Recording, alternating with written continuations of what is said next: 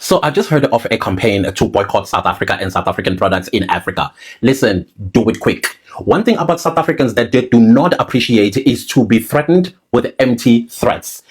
Hello everyone, welcome back to my YouTube channel. On today's video, let's talk about illegal foreigners in South Africa. So we all know that all those illegal foreigners and their president, they want to boycott South African businesses in their country. Hey guys, they say they're going to boycott all South African businesses such as MTN, South African banks all over Africa.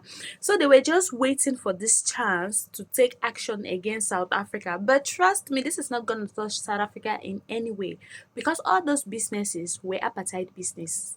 Most of the business doesn't even benefit South Africa in any way. So even if you boycott it, it's still not gonna touch them in any way. Yes, these people just want to clean their country. South African told Africans as their brothers and sisters, it is like this place, you people should go back to your country so we can fix our country while you people can also fix your country.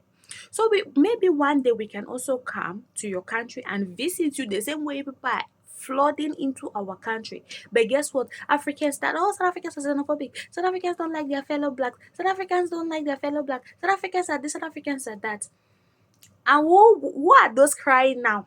Why are those crying? You people went back to your country. You could not even stay there for a week. You're already talking about you want to go back to South Africa. You want to go back to South Africa. When South Africa told you people to go back and fix your country, if you would have fixed your country the same way it is as South Africa, would you be talking of going back to South Africa? No, you will love your country. You would like to stay in your country because you have brought South Africa home.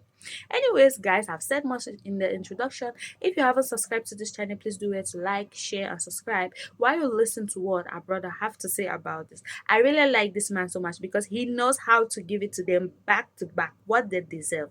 Anyways, guys, listen to what he has to say. If you are going to do something, do it. We want to see something. And by the way, those of you who think that, oh, we are going to boycott MTN, guess who this MTN belongs to? Yeah, your favorite president, Cyril Ramaphosa. It doesn't belong to us. So do as you please with it. Oh, by the way, the ShopRite that you say you want to boycott and all of that stuff, it does not belong to us. Guess who it belongs to? Yeah, your favorite people, not us. So boycott away.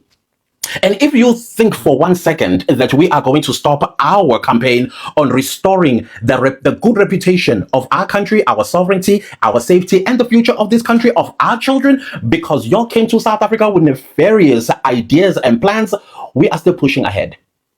We are warriors in this country. Learn about us. The history is everywhere. Oh, these days you have ChatGPT, you even have Google, you have Gemini. Ask them one thing about South Africans. Just ask one word. And you know what the word is going to be? Resilient. The people of South Africa are resilient. So if you want to take on resilient people and think because you are going to boycott this and boycott that and boycott that, you need to learn about our economy and the structure of our economy. It doesn't touch us even in a bit.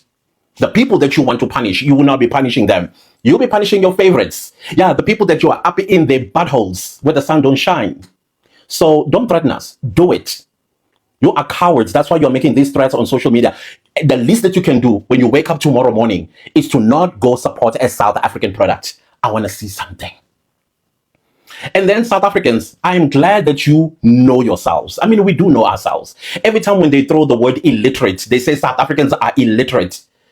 We have the best of the best education on the African continent. I think we rank number 2. And our population, highly educated, from basic education all the way to tertiary education, including expertise. Some of these expertise, we offer them to these very ingredients of people that think they are going to manipulate us with things that don't exist. You have nothing during the days of apartheid. And let's let this one lie. These are the African countries that help South Africa: Angola, Tanzania, Kenya, Zambia, Malawi, Botswana, Mozambique. These are the countries that are enshrined in our history books. Nigeria does not feature there, or Zimbabwe for that matter. As a matter of fact, Zimbabwe, the way it's featured as a coward. Yeah, that's why they ran all here, because they're afraid of an old age. Both Nigeria and Zimbabweans are afraid of old men. Old men, and then they turn around and say we are uneducated. What universities that are ranked at least in the top 3 from Zimbabwe. From Nigeria, top 3.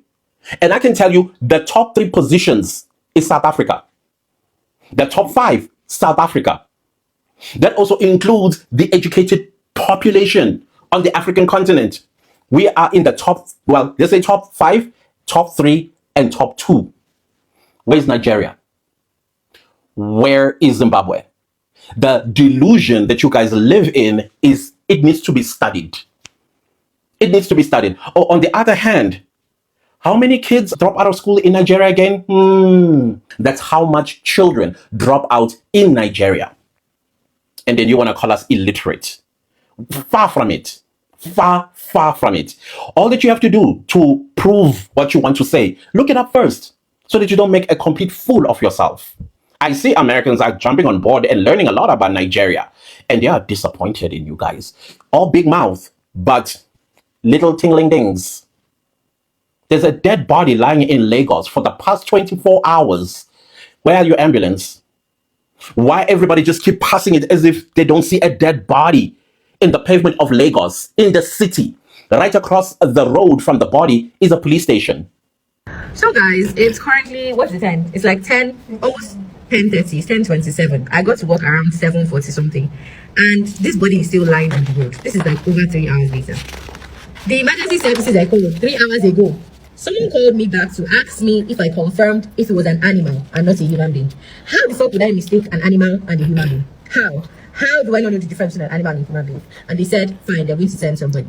It's 10:30. They've not sent anybody. The body is still lying there. People are still passing by. And guess what? I'm understanding that people are scared to call because they will think that they had something to do with it. Because the first person I called was asking me what my name was. And can they still reach me? They want to see me. What do you want to see me for? Namikilam? Like, I'm tired of saying how much I hate this country, so I just won't. But it's 10:30 something and this body is still here. And I'm sure by the time I leave this office and come back by 5 o'clock, it will most likely still be there. Mind you, in all of this, road safety office is just across the road. Like, it's literally across the road from this place. And the authorities will say that they are not aware that something like this is happening. Nigeria is a big fucking joke. I say this all the time. Nigeria is a joke. It's a clown show. Because what do you mean that this person has been lying on the road for hours? And God knows that. I'm sure that this person was here long before I saw it. I'm sure this has happened probably at night or in the morning or in the early hours of the morning. And nobody has done anything about it. I'm sure someone must have reported or someone must have, some level of police must have seen it, because earlier I saw a Hilux car come here, they looked at it and they moved away. I'm sure they would have seen it, and they're doing nothing about it. What's the Lagos state governor's name?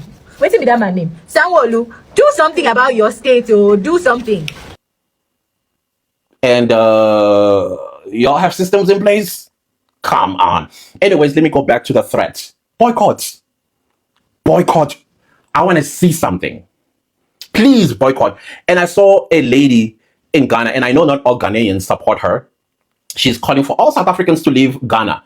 Question is, how many are there again? How many are they? But I saw a lot of Ghanaians pushing her back, saying, no, South Africans will stay. Thank you to you guys, because you understood that video everybody saw. An illegal Ghanaian was in South Africa, not only illegally in South Africa, but also committed corruption with their paper. And I know Ghanaians are law-abiding people. They will not support something like that. Even the guy himself, he acknowledged what he did was wrong.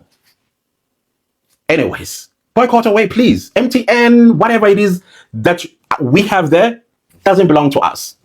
Isn't you guys throwing at us? Oh yeah, your economy is in the hands of white people. Oh, your land is in the hands of white people. So go ahead. You're not touching us in the slightest. In the slightest. But you are going home. Your people in South Africa are going home. That much we promise you. You see, we don't threaten, we take action. And they're leaving. So boycott away. When you wake up in the morning on the 25th of April, let's start the boycott. Let's see. I want to see something. Okay, good luck with that.